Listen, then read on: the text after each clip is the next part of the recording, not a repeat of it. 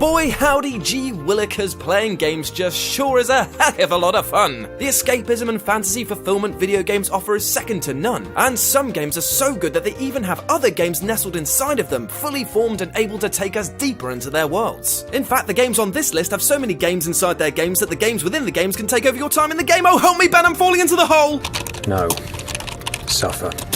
With this in mind, I'm Jules the Southwest Savage for WhatCulture.com, here with a list of 10 games within video games you must play. Number 10. Dead Ops Arcade. Call of Duty Black Ops. Black Ops 1 is a fairly serious affair, about covert operations, spies and more numbers than a bingo hall for sentient calculators. But there is mirth to be had amidst the mindfucks, as if you break free from your chair in the starting menu and use your mad hacker man powers, you can access Dead Ops Arcade. A top-down twin-stick shooter, Dead Ops Arcade has you playing through zombie-infested levels as you try to survive as many rounds as you can. It's a fun and twisted take on the already stellar zombie mode. It's got plenty of action and, like culling the homeless on Purge Night, is best enjoyed with friends. Number 9. Crash Bandicoot Uncharted 4: A Thief's End. My trousers went insanely tight upon hearing the news of the Crash Bandicoot trilogy remaster that's coming soon, so what better thing to pop on this list than this short but sweet level in Uncharted 4. Not only does the experience express clearly why Crash 1 was such a fun title, but the back and forth commentary provided by Drake and Elena as he plays is truly funny.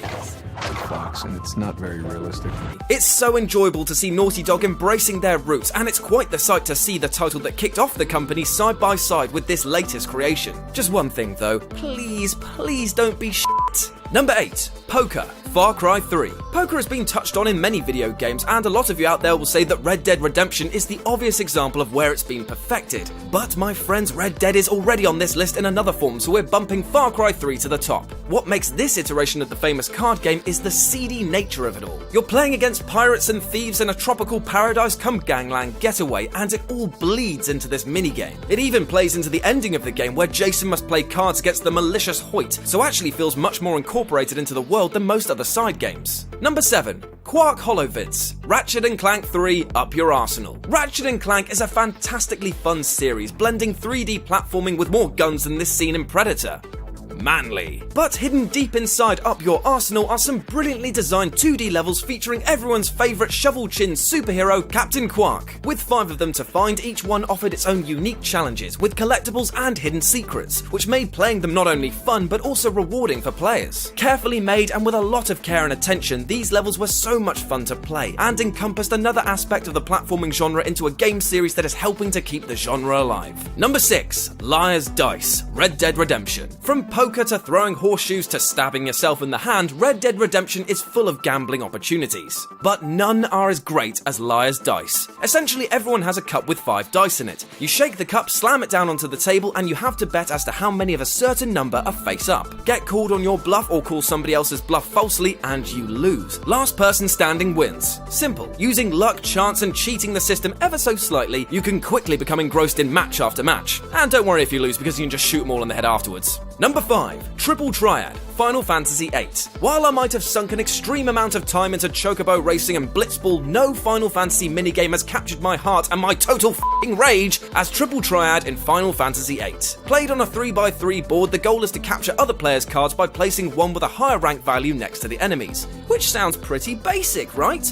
Wrong! Same match, plus, combo, random, rules upon rules which follow you through different areas. Losing cards that took ages to gain, keeping cards that could be synthesized into ultimate weapons because you're too deep into its pocket. I'm a junkie for this game and I need help. Number 4. Voltorb Flip. Pokemon Heart Gold / Soul Silver. Hidden in the Celadon and Goldenrod games in the Pokemon Heart Gold and Soul Silver series, Voltorb Flip is easily the most addictive game put into a Pokemon game. The player is presented a 5x5 game board with numbers along each row and column detailing how many coins there are on offer and how many hidden Voltorbs are in that specific row or column. And it is enthralling. Learning the strategy and getting into higher stakes games can be exhilarating as you try to figure out which squares are safe, doing mental maths and just praying to God that you're right. Number 3. Red Menace Fallout 4. Donkey what? Donkey Kong? Never heard of it, mate. Is that a Pokemon from Sun and Moon? Yeah, okay, let's call a spade, as this is pretty much an exact rip-off of one of the granddaddies of gaming. Except in the place of Sir Kong, it's an alien and a sexy, skin-tight suited Vault Boy instead of a chubby maintenance man. It's a lovely little homage and is a great way to spend time in the wasteland that doesn't involve being abused by ghouls or shooting things in the face. Number 2. Maniac Mansion.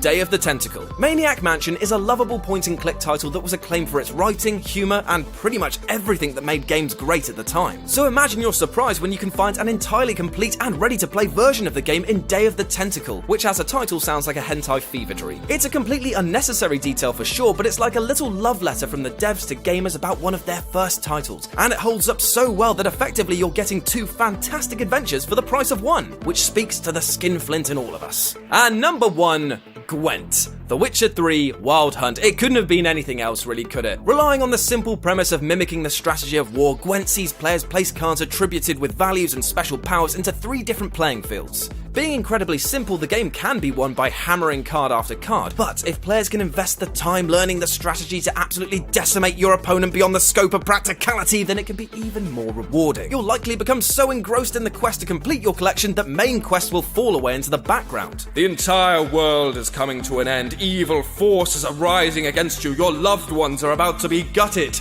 But that innkeeper's got a rare card, so you know where your priorities lie. It's time to vent some Gwent! And that's our list. Got any more games within games that you want to give a go? Well, let me know about them in the comments section below. And if you want to play with my heart, you can do so on Twitter at RetroJ with a 0. As always, I've been Jules for What Culture